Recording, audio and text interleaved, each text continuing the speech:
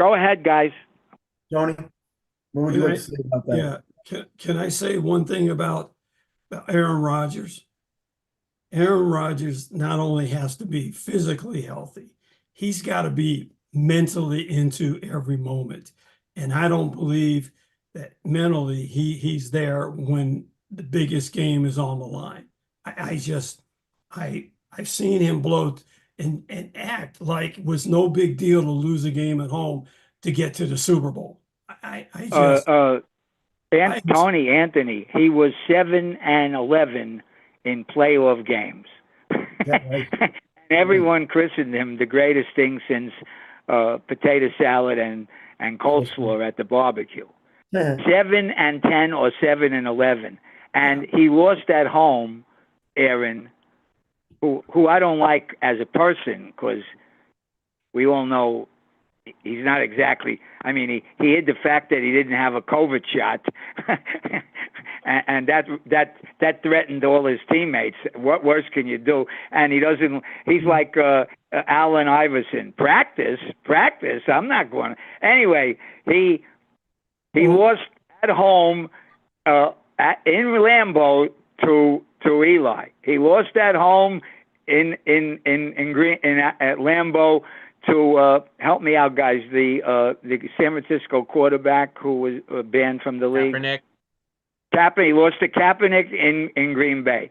He lost to Jimmy Garoppolo in Green Bay. He lost to Jimmy Garoppolo in San Francisco, and he lost to Tampa Bay with Brady, which I'll never forget because it cost me a fortune of money. It was 3rd and 9, going right to left. After first down, second on 3rd and 9 from the 9, he had an open field running up towards the screen, and he didn't scramble in. Instead, he threw it away. They kicked the field goal, and Brady wound up going down and winning. All he had to do was run it in. So I'm not a fan. I am really not a fan of Aaron. Well, I'll just add real quick. Again, I'm not either. He's also older. It's another year went by. Yeah. You know, it's not everyone. 41 this year. At 45. He's pushing 40. Again, he's pushing 41, Rob. I got to see it to believe it with the Jets. Well, I argue what better defense has he had behind him? I mean, Brady's had top tier great defenses behind him. You know, Peyton Manning didn't win until his defense really was solid at the very least. You know, I've never seen Aaron Rodgers with a better defense. Tony, would you punch into? He had better defenses in the names of the guys that beat him in Green Bay. Every one of those were early on, and those were like in 2000, whenever you 2010, 12, 14, 16, 18, like that. Yeah, and those still were a lot of. Do you know that about one great scout compared one of my favorites, Matthew Stafford, to him 4 years ago. And before Brady went, left, and he was with Tampa Bay. And Matthew Stafford's stats were close to Brady's, like yardage and passes and all that. But he played in Detroit, which is like playing in a nondescript. Nobody gets to see their games. How many people saw the game? How many people saw Barry? How many people saw what's his name? Megatron. They were really great players, all of them. How about the Niners? You know, Tony mentioned. I want to say one more thing about. Go ahead, Tony. Brady. Yeah. I'm not Brady. About Rodgers. In my mind, the man went to Cal and he hung out his whole life out there on Haight-Ashbury with all the potheads. And when I look at him, this guy needs to clean up his act. Exactly. Who are we talking about? I missed it. Aaron Rodgers. Oh, he really hung out with the on the beach and all that stuff. Oh, he Haight-Ashbury, if you know history. I know Haight-Ashbury. Yeah. For the young people, Haight-Ashbury was the mecca for drugs and free love and free speech and being outdoors and rollerblading. This is in the '60s. Like the Fifth Dimension type of songs. Right. Anthony, we're all the older guys here. I know. Anyway, he hung out with that crew, like potheads and all that. I mean, just I mean, just look at his behavior. I mean, you can't tell me this guy's got to go sit in a closet and lock himself in to make himself, mentally prepared for the season, and decide whether he wants to continue to play football or not. I mean, I want to ask all three of you, he's a great player. He's a great quarterback. But when they tell me he's the best, I think I can name 10 guys better. What is your opinion on him? Do you think he has been overrated or treated fairly and the greatness is there? And I just don't like the guy. What is all of you? I want it on record. What do you think? I'll put it on record first and foremost. 10 years ago, even right after he won the only time in Green Bay, and he did choke against the Giants that year. I mean, they were 15-1. The same year, New England was 18-0 before they lost. And no one talks about Green Bay choking. And then, they have the Giants at home, and he plays totally terrible. I said, even though he was a great talent physically and he could throw the ball, he's a loser. And I said that years and years ago. And now he's proving it to me. And John, you're stuck with him. And that's just the Jets being the Jets, I guess. So he actually now what he's hunting. He actually proved me right. So, and he keeps proving me right. So until further notice, that's my opinion on him. He's a loser deep down. But you guys feel he's a loser, even though he's a great talent, which is what we all know that. Well, there's a lot Rob, of great how about talents you? in the world that are losers. Yeah, I spoke first. There's a lot of great talents in the world. I think again, at the end of the day, he's past his time, his prime. He's he's in the waning years now, and I don't know. Again, if I'm a Jets fan, I just don't know if his ceiling is enough anymore. Even if he does stay healthy, I don't know. But I don't need his ceiling of his all-time great years. I need 75% of an Aaron Rodgers is what I need. The Jets haven't seen that since 100% of a Chad Pennington. Okay, Brooks Bollinger, Zach Wilson. I mean, Ryan Fitzpatrick, Geno Smith. Why? Ken O'Brien is looking better every day, right? I mean, Vinny Testaverde's my guy, but I mean, realistically, the Jets haven't seen this. I mean, we got a shell of a Brett Favre, and everybody came out of the woodwork to play with him, and we built one of the best offensive lines that the league's ever seen, and a great defense with Revis Island that took us to 2 conference championship games the next 2 years, and Sanchez couldn't get us over the hump. You have 75% of an Aaron Rodgers there, we win the Super Bowl. That's all I'm saying. I mean, one thing I'll say, strictly because sure, of the fact that we build a lead. There's no reason. He's in your division, Jets and Dolphin guys right here. And since I'm neutral, I said this last year. And I had a feeling he was going to get hurt. I told a lot of people that, believe it or not. I don't know how that came into my head, but I didn't think he'd get hurt. But I will say this. This year, I said, if he stays healthy this year, the one thing that you can look forward to, John, is it Jet fan, John? Yes. If he stays healthy, you will be in practically every game, gambling-wise, that's for sure. Because he does have talent, even if he is what everyone here seems to think. Basically, as a teammate, as a person, as realistically, I don't want to call him a loser. That's like me. You know what I don't like to use in terms? You guys are young. I don't like to. Anthony, you could back me on this or contradict. I never like to call anyone a loser, and I never, and I come from a gambling family. We never like to use the word choke. These are all athletes trying their best, and if you don't win a game because another team comes from behind or beats you, do you agree with that, you guys? I mean, choke is a terrible word. I mean, Rob, you played ball. I played ball. I mean, none of these guys are losers. Why does it mean you choke? These are the greatest players in the world right now. I mean, there's none of them. Yeah, they're great. So anyone can win, right? They can. No, not everybody can win. That's why they play the games. Yeah. Not everyone. We know New England's not going to win. Miami and Carolina are going to struggle, and a lot of them have new coaches. But by that I mean, Anthony heard this 40 years ago, like I did. on any given Sunday, anyone could win. That was propagated in 1980 or 70 or 90. Anyone could win on any Sunday. Now it's certainly anyone could win on any given Sunday. That's almost all games end between 3 and 7 points. Very rarely do you get a 37-7 game. You get very few of those, right? So do you not believe in a clutch factor if you say that people don't choke? I mean, because clutch would be the opposite of that, right? Well, yes, that's a great comparison. I think that's a great one of the best retorts I've ever heard to me.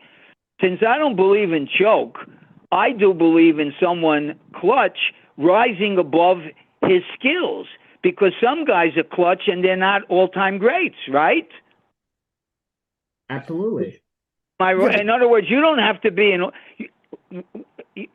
Brady came about in 2000 and Peyton in 1999, and then like 17 years later, Mahomes.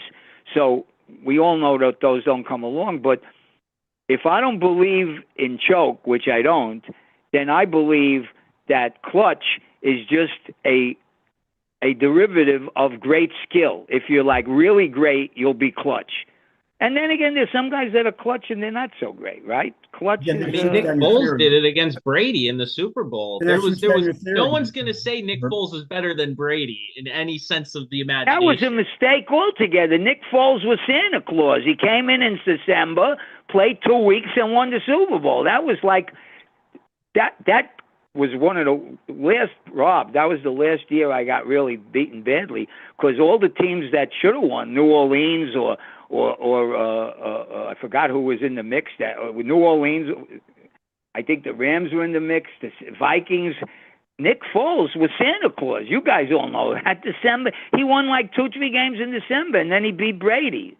Well, I think the concept of Herb, the concept of clutch and choke, it harkens back to what Tony said about, winners and champions. It's it's a connective thread there. Yes, and so when I hear that, I think of the Niners. The Niners are winning all the time. Yeah, winners. They're not getting done. A clutch, right? Or champions are clutch, or winners and that good point, Rob, and good point, Anthony. Champions tend to be clutch, and so I think the Niners had a good draft. I think they're going to keep winning, but are they going to get over the hump? No. I frankly don't think Brock Purdy is going to get them to the promised land. I just don't. I don't think they can beat that. I don't think the AFC is going to be losing for a while. You think the NFC is going to be losing for a while? I think the NFC is going to be losing for a while, and the AFC is going to be winning. I'm kind of with you on. I think I'm with you that because I question Brock Purdy's pedigree. I mean, he's really good, and it's a great story, and he's a real good manager. But one of the great managers, Phil Simms of the Giants, and I have no love for the Giants. If Phil Simms, with his leadership, would have been on the Bears when I was a nutsy Bears fan, 82, 3, 4, 5, 6, they'd have won 5, 4, 3, minimum 3, maybe 4 or 5 Super Bowls, because their defense lasted 5 years and they had no quarterback. Everyone got hurt. But you're so right, Anthony and Rob. Winners and champions and clutch. But I refuse to say that grown athletes choke. So who had the worst? I don't agree. Draft? Again, I don't agree, because there are times when, the great athlete is not even on the damn field, and the other guy that always seems to blows it himself. That is kind of a choke. Look, they're all athletes. They're all pros. We get that. But there are some better pros than others, and others get scared and they choke. To say that. But do you ever notice with what you said? I don't agree with you at all. Because did you ever notice that when you said sometimes the great players and the game is starting to slip away, which everyone knows, especially someone who ages like me, but you guys are fans. So when the game starts slipping away, it's sometimes out of control of the people. I can cite 2 quarterbacks who are my 2 favorite. Okay, but the game doesn't always slip away, because there are times when it's close at the end and certain guys choke out when the game's right on the line. That's why we said you choke to begin with. No, I don't agree with you. And you know what? Hold on a second. Hold on a second. Did Houston, Chuck, when Frank Reich led the comeback 25 years ago, 30, whenever it was, 1990s? I'd have to check my calendar when it was. In my mind, I'd have to think about it. Kelly got hurt. Reich came in. It was 31-3 Houston. Now, my two favorite quarterbacks of all times, Anthony, I want you to comment on this. My two favorite, and I was a Bears fan for a million years. My two favorites were Dan Fouts and Warren Moon. And Anthony will know, they had to win each game 45-35 because their whole career they had no defense. So Fouts and Moon, and they never complained, never yelled at their players, never got on anyone, never did anything like what the hell are you doing? They accepted it. They were gentlemen, and they're in the Hall of Fame. However, one game, Houston lost. They were winning 31-3, third or fourth period. Reich came in and won. It's a famous comeback, and and he also, Reich, led the most famous comeback against Boomer Esiason when he was on when Boomer was on Maryland and he was on I forget where, but anyway, I don't want to sound too strong on this. You think that there is an element of choke? Anthony, what do you think? You have a lot of years of watching like me. I just think, we can assume that the player choked, but then we're not really giving it, depending on the play. Okay, we're not giving the defense, the guy who made the play, credit. We're just saying that, the quarterback choked or the running back dropped the ball or the receiver dropped the ball. I mean, is that choking? Not really. I mean, everybody's under a lot of pressure. Anybody can make those mistakes or you can't, how can you say Joe Montana choked? And then, we're talking about the quarterback here for the Jets coming up this year. We could talk till we're blue in the face, but that guy, whether we like him or not, he's going to the Hall of Fame because he won a Super Bowl. And if you win a Super Bowl, you're going to the Hall of Fame, that shouldn't be, by the way, in my opinion. I agree Jim Plunkett won 2 Super Bowls. Who's better? Just because by the way, that's a modern thing, Anthony. When they say you win a Super Bowl, it makes your career. That shouldn't be the case. That should. Anthony, how about, you remember Sonny Jurgensen? Oh, listen, I remember Y.A. Tittle. Sonny Jurgensen. He was never in a champion. He had Tommy McDonald. Right. There's one of no offense meant to you young guys. No offense at all. We're just older. How good was Sonny Jurgensen? And he never got the champion. He got one game. Maybe he got to the Green Bay game in 1960, but I'm not even sure he was in that one. Yeah, a Super Bowl shouldn't define you. It's the way the modern thinking is. You're all young guys. You've been watching it since what, the 80s or 90s? Or I don't think you're watching it in the 70s. I hope it's the 80s and the 90s. But if it's the 90s, it's 34 years. So look at the quarterback for a long time out of Oregon who played at the San Diego Chargers. I'm talking to Dan Fouts. Dan Fouts. He never won a Super Bowl, Yeah, and Warren Moon also. Right, Warren Moon has like 80,000 yards, 40,000 in Canada, where he had to go because he was African American, and they didn't want to draft him into the league. Imagine now. About that, I don't agree with that. What's that? There were blacks in the league at the time. I don't agree with that. Say again. There were black players in the league at the time. I don't agree with that. Not quarterbacks. You don't, not quarterback. What do you mean? You don't agree that him go to?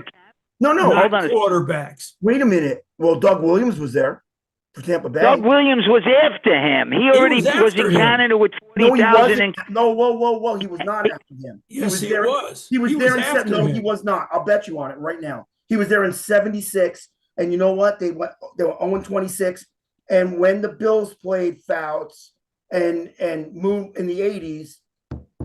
Williams was there in the 70s. It was before when Doug Williams didn't play well, he didn't play well until he went to one of the coaches that I think is better than Belichick, being Bill Walsh in San Francisco and Joe Gibbs, both offensive-minded coaches who I. No, stop. Hold on a second. No. If Doug Williams, you guys can't stop talking. Joe Gibbs won three Super Bowls with 3 different quarterbacks.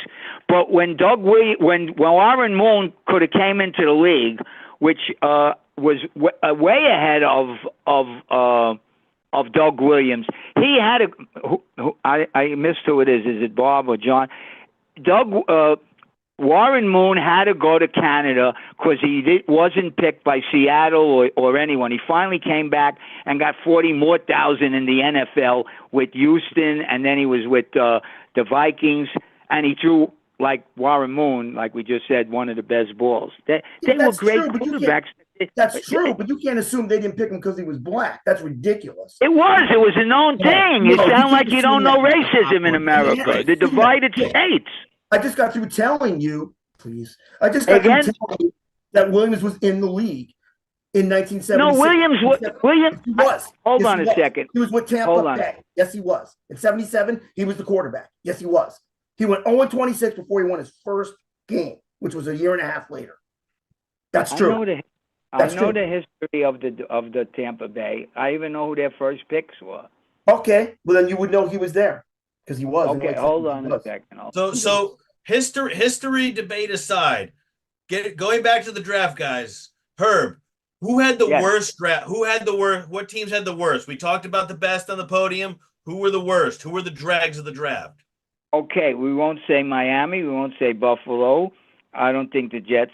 I don't think even New England. Baltimore had a decent draft. They got this Nate Wiggins, who I even know who it is. Cincinnati picked 3 giant tackles to protect Joe Burrow, which is, well, we know who the worst is. Here it is. Cleveland, no picks in the first round from 2022, 2023, and 2024 because they got the NFL's favorite massage patient, Deshaun Watson. No picks for 3 years. And a backup quarterback outplayed him the last 2 years. So I have to say Cleveland had the worst draft. Do you guys agree? I agree. They didn't have any terrible draft. The Raiders didn't do well. I don't. Are they keeping Antonio Pierce on as the coach?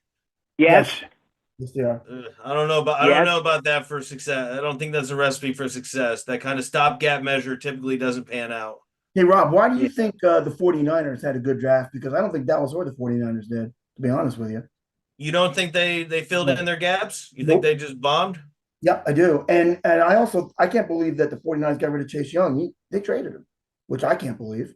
He's pretty damn good. Well, he's injury prone. He gets injured all the time. I know that because when he was a rookie coming out of Ohio State, I made a bet that he gets 8 sacks in his rookie year. And he had 7 going into the last 2 weeks of the season. All he needed was 1 to tie, and he got hurt and he missed the last 2 games. Then he played a little. Still a great talent. He is going to be out of the league in 2 years maximum. He was great at Ohio State, and he's one of the big failures only because of injury, which is the great equalizer. What about the Broncos, Herb? They didn't do well either, right? I was going to say I vote the Broncos. Broncos are at the bottom, right? Yeah, they didn't do well. No. I think they really pushed for Bo Nix, the quarterback. I don't know if he's going to develop and be. I mean, he was the 6th quarterback off the board at that point. Yes, he was. Yeah, it was. They had the 6 quarterbacks go in the first 13 picks, and I don't know if he's got what it takes to be NFL caliber player. I mean, great player in college. Don't get me wrong, but and then after that, I mean, they got 2 wide receivers. They got what needs did they fill? They could have traded back, got some. Tony's throwing they're in a rebuild mode. Well, here's a little tidbit. Do you think that Sean Payton can make him the best that he is? Because Payton, who's a good quarterback and a head coach, Sean Payton, good coach, good passing coach, said that he was the most. When you look at all his passes in the years that he played, he was the most accurate passer of the whole class. So he's going to a supposedly great offensive-minded coach. We will agree. Sean Payton's a good offensive-minded coach. Right. Sean Payton was great when he had Tony, chime in. and weapons. Oh, no, I was just saying. You guys think Sean Payton was great. Denver had a bad draft? You don't think that Cleveland, with no picks, had the worst draft? I think that Denver needed to trade that pick and get some. Denver is in a rebuild mode, no matter how we look at it, Sean Payton or not. I mean, they don't have a ton of talent on that team. And, some of the talent that they do is aging quickly and very injury prone. They're running back Jamal Williams and Cortland Sutton, right? I mean, who's throwing them the ball? Is it Zach Wilson that they just traded for? I mean, come on. Well, you also think, Rob, did you say you think Las Vegas didn't have such a good draft either, Well, right? I want to hear Tony's comments. He was giving the thumbs down. Yeah, Bo Nix. I saw this guy for 4 years at Auburn, and he could never win the big game. He could never get the ball in the end zone. He does the same thing up at Oregon. He had 2 big chances against the Huskies down inside the 10-yard line. He couldn't get the ball in the end zone. The guy can't finish. In my mind, he's either going to be, Sean Payton, no question, great coach. If he doesn't develop him, nobody's going to develop him. And Bo Nix is going to be somebody's backup for the next 4 or 5 years and out of the league. Because in my mind, I don't care what his completion record is, in the big moment, the guy never got it done. What do you think about Penix, Anthony? Going to Atlanta. I think he's too injury prone. And you can't run in the NFL very long as a quarterback and not get He's hurt. had a lot of injuries. Right. Oh, I saw him at Indiana. I mean, he was phenomenal at Indiana. And then he transferred to the Huskies. I mean, he had 2 ACLs, 1 on each knee. He had shoulder surgery. I mean, the guy can roll out and throw the ball. But in the NFL, you always have that opportunity to roll because you got guys coming full speed, ready to tear your head off. These guys are making a living. This isn't college rah-rah stuff. I don't dislike the guy, but I just don't think he's healthy enough. I don't think he'll ever stay healthy enough. You know what? While we're talking this, guys, why don't we say 1 to 6, like you said, 6 quarterbacks in the first 12 picks. Right. Make it or not make it. Do it this way. A is a very good. We're not talking great. We're not Brady and Mahomes. We're talking. We're not talking Hall of Fame. We're talking A, very excellent. B, good. C, not such a good or bad. Do it in order. Caleb Williams. I think he'll be. I'm giving him somewhere between a and a B, more towards a B. Rob, you go next. I think he's going to be, his ceiling is going to be B-. I think he'll end up being a C+. Okay. With numbers like that, I'll say I think he'll be B+. Now, John and Rob, go ahead, and then Anthony. John, want to go first? Caleb, we're doing Caleb first. Then we'll do in order of their picks. Yeah, we got to let everyone answer though. I'll say Caleb Williams ends up when it's all said and done, he's a B+. Maybe an A- by Bears fan standards. I like that because I said B+ too. By Bears standards, A-, right. Next. Okay. You know what? He's got a small frame. I'm going to give him like a B- or a C+, right around there. He'll be pretty good. He won't be great. Okay. That's my guess on it. He's going to be good, not great. Anthony, what do you think? Caleb? I think, I'm going to give him a straight out B, and that's being generous according to the surrounding support he gets. Okay. Jaden Daniels, Washington, rookie coach. Not a rookie coach, a defensive-minded coach, the former defensive coordinator from Dallas. Help me out, guys. I forget his name for a minute. Washington's new coach, the former Dallas defensive coordinator. Oh yeah, that's the guy that coached at Morristown High, Anthony. Yeah. I'm trying to think of his name, but yeah, no, he actually coached where we were born, the town we were born in. I'm going to look it up. New head. Right, I actually forgot.